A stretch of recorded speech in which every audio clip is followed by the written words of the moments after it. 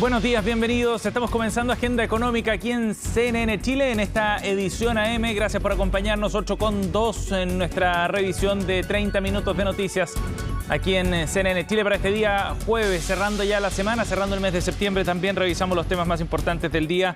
Vamos de inmediato a nuestros titulares, un adelanto de lo que estaremos viendo el día de hoy. Vamos a comenzar analizando los detalles de la reunión del oficialismo que se realizó ayer en Cerro Castillo, en la quinta región, encabezada por el presidente Gabriel Boric, con todas las fuerzas oficialistas para adelantar el presupuesto 2024. El gobierno ingresará mañana este proyecto al Congreso, justo al límite del plazo legal, como es habitual, y con una cadena nacional. El presidente Gabriel Boric hoy día va a dar a conocer algunos de los lineamientos específicos. ¿Cuánto será el gasto público? ¿Cuánto aumentará el próximo año? ¿Qué áreas son las que se van a priorizar también en ese aumento? Es parte de lo que conoceremos esta noche. Pero ayer hubo un adelanto interesante y tendremos declaraciones del ministro Mario Marcel, también de algunos de los senadores, sobre los énfasis y desafíos que enfrenta el gobierno con el presupuesto para el próximo año.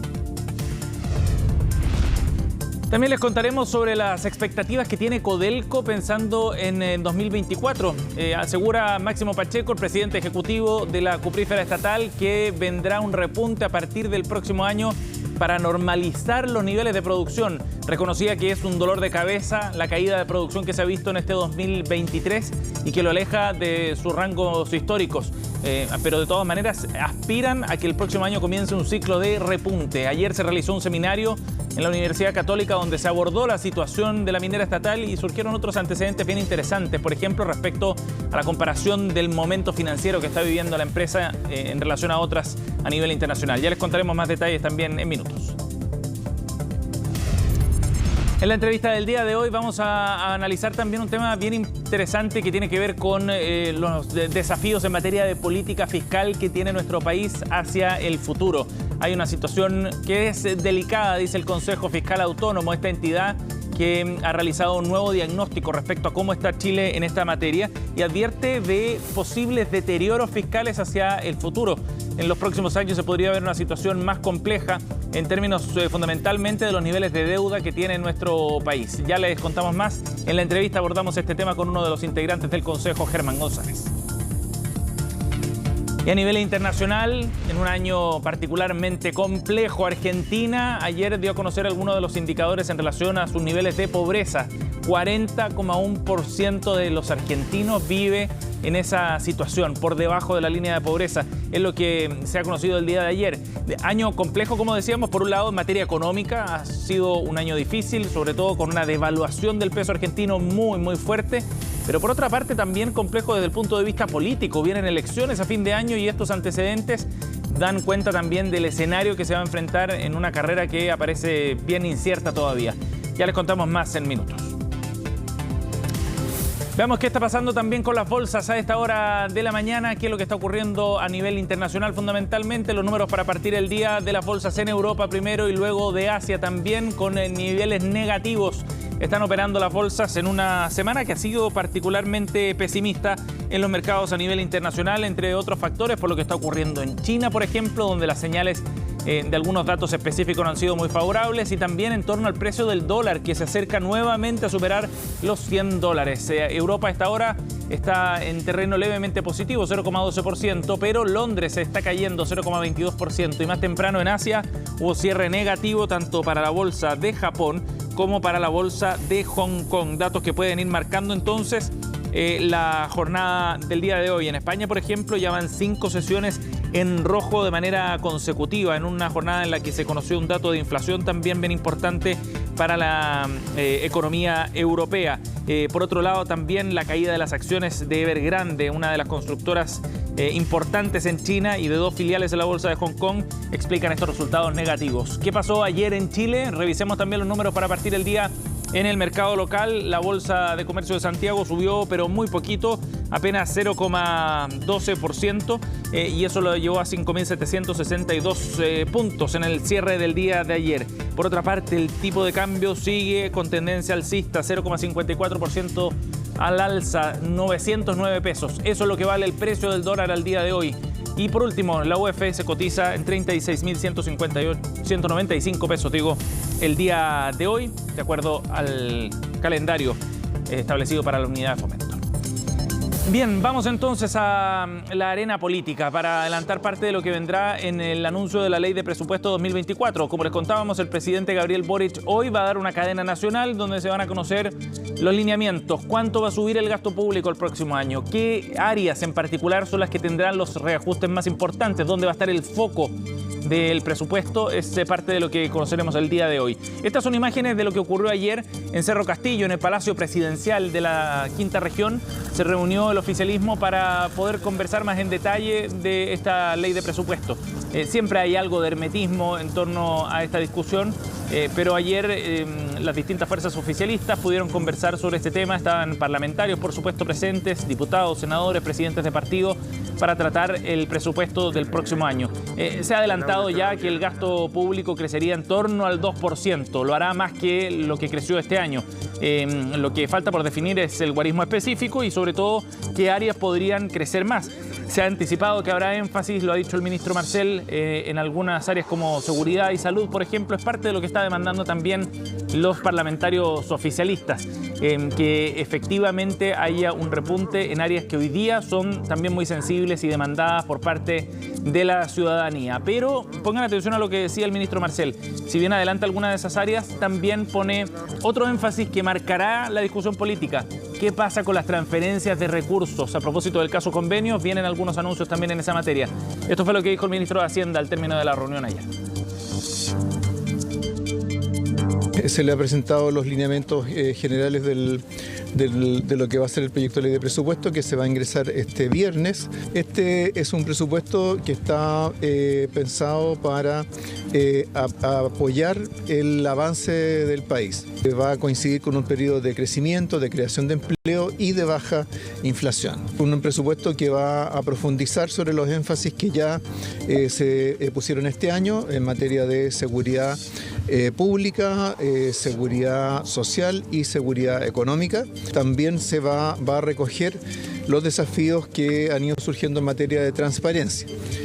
Vamos a ver muchos cambios a nivel del articulado y particularmente de las glosas de la ley de presupuesto. Claro, y ahí el ministro Marcel apunta a uno de los temas que seguramente va a ser de los más discutidos. ¿De qué forma se va a transferir recursos a los privados a partir del presupuesto del próximo año? ¿Qué cambios se van a establecer en esas glosas precisamente?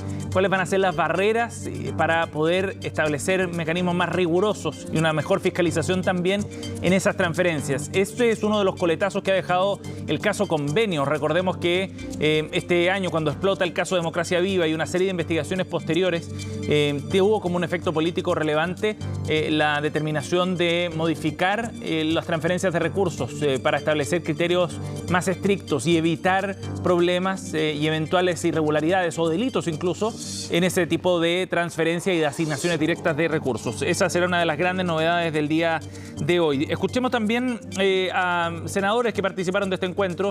Estuvo Ricardo Lagos Weber, integrante de la Comisión de Hacienda del Senado, también la presidenta del PS, Paulina Bodanovich, ambos con énfasis distintos. En un caso con un llamado a la oposición, en otro respecto a la necesidad y a la preocupación que hay sobre el presupuesto de salud para el próximo año.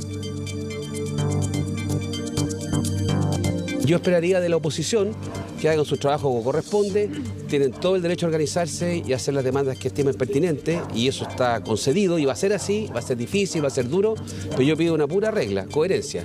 No pueden pedir gastar más y al mismo tiempo pedir responsabilidad fiscal. Sí podemos usar mejor los recursos de todos los chilenos, y en eso el ministro Marcel y la directora del presupuesto en el día de ayer nos presentaron la forma en que van a abordar el tema de transferencia a fundaciones, a instituciones privadas para ejecutar el presupuesto, donde están los hechos que hemos visto de corrupción, o por lo menos las investigaciones de la Fiscalía en eso, el escándalo de convenio, y eso el gobierno se lo ha tomado muy en serio y va a hacer una modificación sustantiva de la forma en que el presupuesto toma estos temas.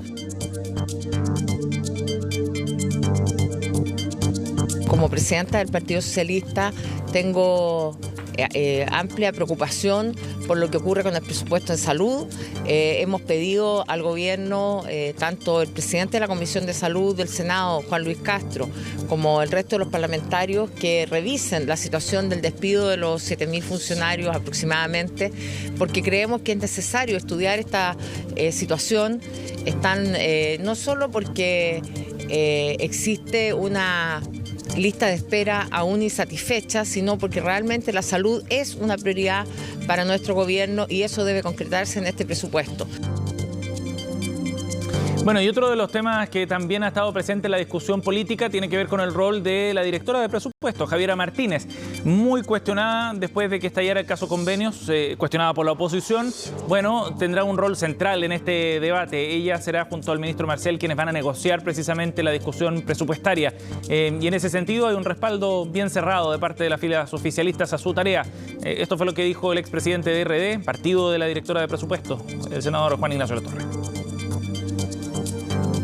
A ver, el rol de la directora de presupuesto en cualquier ley de presupuesto es muy relevante, es la que va llevando lo cotidiano de este proceso, que es un proceso largo y complejo, y ella cuenta con todo el respaldo, lo ha dicho públicamente el ministro Marcel y el presidente Boric. Por tanto, ella es una persona muy profesional que ha dado cuenta de aquello en las tramitaciones anteriores, del año anterior, y por tanto espero que la oposición no haga un punto político de aquello, porque creo que acá lo que hay que poner delante son las necesidades de la gente y no los puntos políticos respecto a los cargos que son de confianza del presidente y en este caso también bajo la supervisión del ministro Marcel.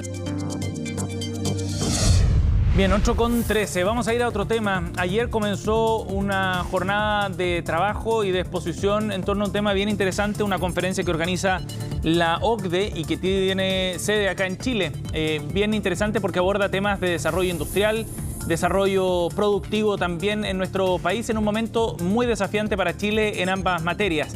Esta organización de la OCDE, en este foro que se llama el Foro Global en materia de productividad, bueno, aborda la situación regional en Latinoamérica, pero en particular para el caso chileno con un estancamiento de la productividad de más de 10 años.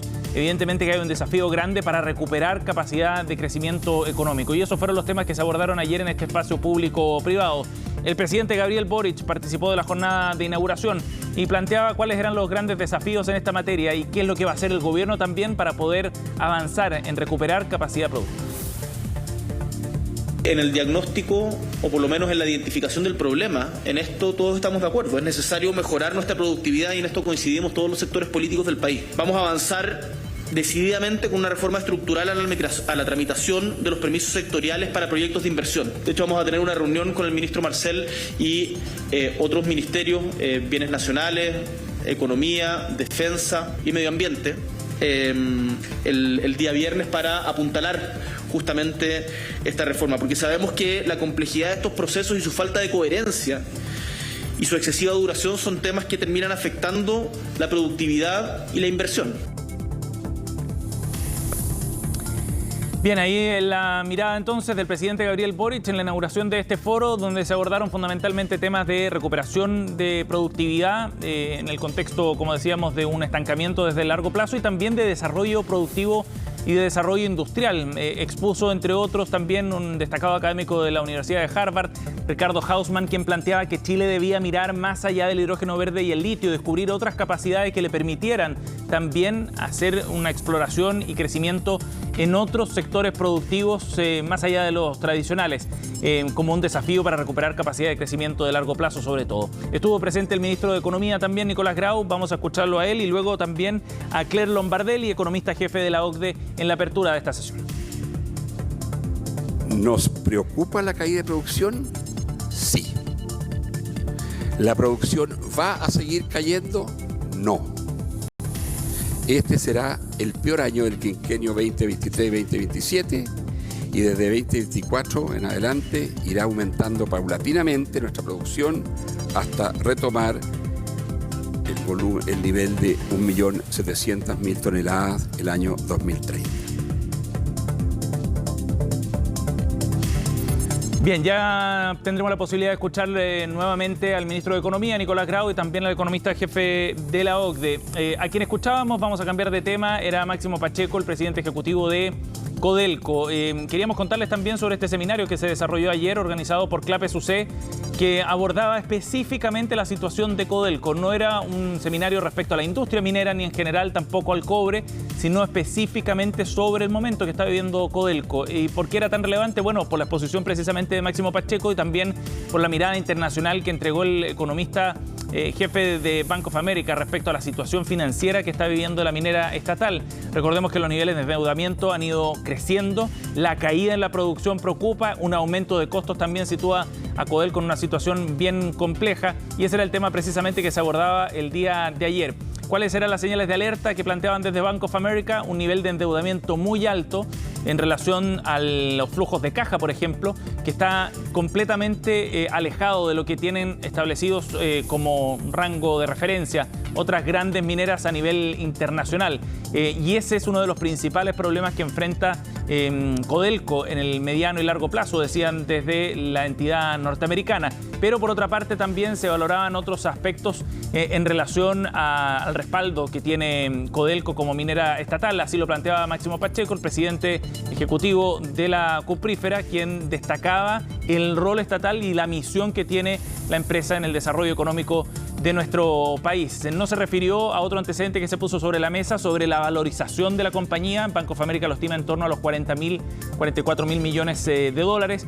Sin embargo, Pacheco ya abordaba entonces el principal desafío que está por delante, que tiene que ver con recuperar la capacidad productiva y la producción de cobre en un mediano plazo para el 2027. Esa es la meta, llegar a 1,7 millones de toneladas de cobre fino. Bien, vamos a ir a una pausa con esta información, 8:18. Nos vamos al cortito. Bien, ya estamos de vuelta, 8:21 minutos. Esta semana el Consejo Fiscal Autónomo llegó con su informe anual al Congreso para exponer una serie de puntos de vista respecto a la situación fiscal en nuestro país, y advierte fundamentalmente que el deterioro fiscal, dicen, podría extenderse en los próximos años. Vamos a conversar de este tema. Para eso estamos en contacto con el vicepresidente del organismo, el economista Germán González. Gracias por el contacto, Germán. Hola, buenos días, gracias a ustedes por la invitación. Buenos días. Germán, ¿a qué apuntan ustedes con esta señal de advertencia y con el posible deterioro de las finanzas nacionales en los próximos años? Bueno, en primer lugar, reconocer que este año 2023 se materializaron algunos riesgos que advertimos hace algún tiempo atrás que podían ocurrir. Estos tienen que ver principalmente con menores ingresos fiscales, ¿verdad? Por una situación de los ingresos relacionados con la minería, pero también con la operación renta y los ingresos no mineros que cayeron este año de forma significativa.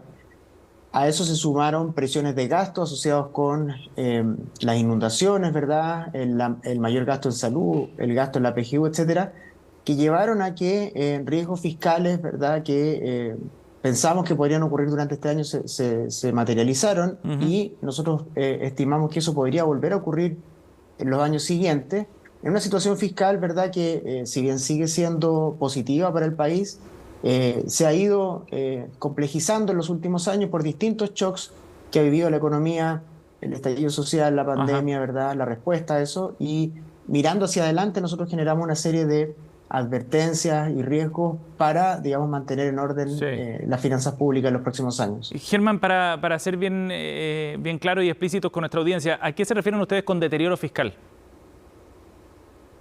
Bueno, básicamente hemos tenido un aumento del endeudamiento muy importante. La deuda pública en Chile ha crecido desde la crisis financiera internacional en adelante. Hoy día tenemos un nivel de deuda que es cercano al 38% del PIB y que podría seguir creciendo en los próximos años.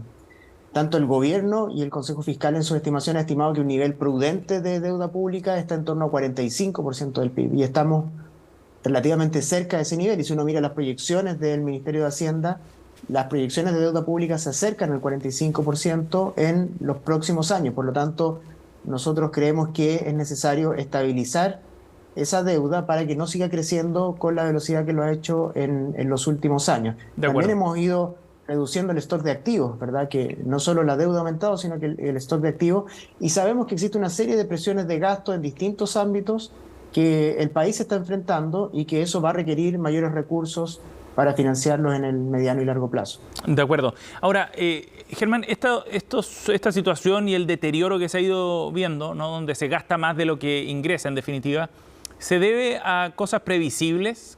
Es decir, proyecciones respecto a una caída, qué sé yo, en el precio del cobre, por ejemplo, o menor actividad minera, como ustedes habían advertido, o también a otras cosas que son excepcionales y difíciles de proyectar como una emergencia. Bueno, obviamente es una combinación de factores, ¿verdad? es una combinación de factores que, y también por el lado de los ingresos, ¿verdad? No solo por el lado de los gastos, que aparecen presiones de gastos adicionales. Lo que ocurrió con las inundaciones, por ejemplo, era algo bien difícil de predecir. Uno puede tener, ¿verdad?, algún colchón, algún resguardo sobre eso, y eso es algo que uno debería mirar hacia adelante, porque probablemente son fenómenos que se van a repetir en el futuro.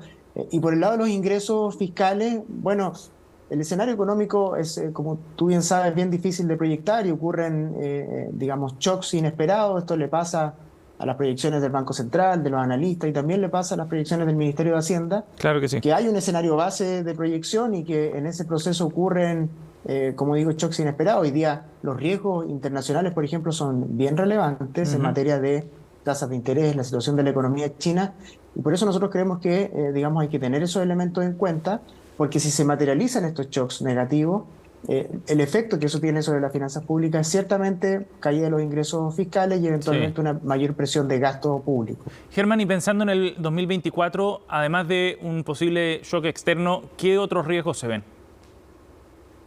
Bueno, nosotros en nuestro informe que presentamos al Congreso listamos una serie de 10 riesgos, ¿verdad? Es una lista bien amplia, aunque modelamos económicamente dos, que creemos que son dos de los principales. Uno es este riesgo de una crisis externa. Lo que hicimos ahí fue replicar un shock similar como el del año 2009, por ejemplo. Eso generaría que rápidamente la deuda pública superara el nivel prudente de 45%, que el gasto en intereses también, que hoy día es del orden de 1% del PIB, 3.000 millones de dólares anuales, suba de forma significativa. El segundo shock que modelamos de manera bien clara fue el shock relacionado al pacto fiscal y la forma en que el gobierno, ¿verdad?, comprometa o no gasto público frente a los ingresos que vienen del pacto fiscal. Lo que vemos ahí como principal riesgo es que se comprometan gastos y que los ingresos, ¿verdad?, no estén disponibles para financiar esos gastos de manera permanente. Si eso ocurre, tendríamos una dinámica de la deuda pública que sería creciente, ¿verdad?, y que sobrepasaría los niveles prudentes con el consiguiente gasto en intereses. Pero hay otros riesgos, ¿verdad?, asociados, por ejemplo, a la situación de Codelco, el precio del litio, el debate constitucional, ¿verdad?, la situación de las ISAPRES, etcétera. Entonces, creemos que más bien hay que ser prudentes frente a la gran cantidad de riesgos que enfrenta la economía en términos fiscales en los próximos años. Sí, y en ese sentido, ¿ustedes ven que desde el punto de vista de la discusión política en general, haya un compromiso con ir acercándose hacia un déficit más bajo y a las metas de balance estructural hacia el mediano plazo? Te lo pregunto en términos generales porque a propósito, por ejemplo, de la reforma de pensiones, para financiar la PGU, algunos proponen que hay que echar mano a los recursos del litio. Pero ya vemos cómo el precio ha caído 70% desde su pico histórico del año pasado. Entonces, hay varios factores que se están mezclando en unas discusiones de mediano y largo plazo.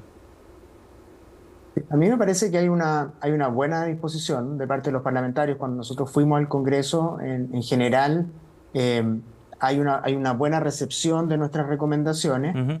A veces, es verdad, la discusión política es distinta, pero en el debate técnico creo que el Consejo Fiscal está jugando un rol y tiene que seguir jugando un rol para advertir sobre los riesgos de financiar gastos permanentes con ingresos transitorios o ingresos que no están disponibles, porque eso pone en riesgo las finanzas públicas. Y bueno, es una tarea también de nosotros, digamos, poner sobre la mesa cuáles son esos riesgos, cómo se verían reflejados esos riesgos. Básicamente, una variable que se impacta con mucha claridad es el costo de financiamiento, que eso después impacta a los hogares, a las empresas, al país, por cierto, y por lo tanto resguardar nuestra situación fiscal es importante para que el país siga creciendo, para que tengamos condiciones de financiamiento que son favorables.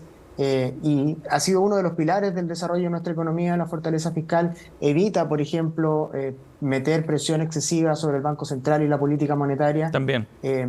Y finalmente, y creo que algo bien importante es que si somos fiscalmente responsables, también le podemos dar sostenibilidad a la política pública, a la política social, porque financiar políticas públicas sin tener los ingresos apropiados, lo que hace es que finalmente hace que esas políticas no tengan los recursos necesarios en el futuro y tengamos que hacer un ajuste más adelante que sería muy costoso para el país. Sí, socialmente difícil también. Ya veremos cómo se da la discusión además del presupuesto a partir de mañana también con la presentación que haga el gobierno en torno a este tema. Germán, gracias por el contacto esta mañana, muy amable. Gracias a ustedes, que estén muy bien, muy buenos días. 8:30, cerramos así Agenda Económica, gracias por acompañarnos. Pronto comenzamos Noticias Express junto a Fresia Sultán.